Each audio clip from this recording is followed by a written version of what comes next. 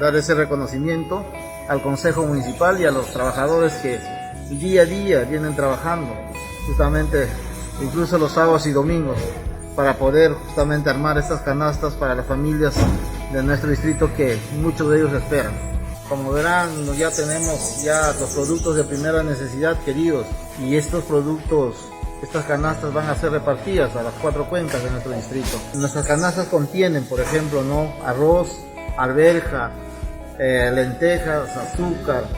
leche, fideos, aceite, realmente productos de primera necesidad, un poco yéndonos al protocolo, alineamiento que también emana la PCM, ¿no? Sí o sí vamos a llegar en el transcurso de esta semana, y nosotros vamos a llegar a las familias también con una canasta de 70 nuevos soles para las familias que no reciben ningún apoyo de un programa social del Estado, y con 40 soles para familias que de repente sí tienen algunos subsidios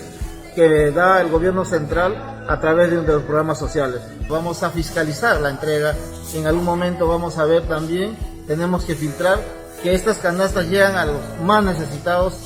a las familias en pobreza extrema y a las familias más vulnerables.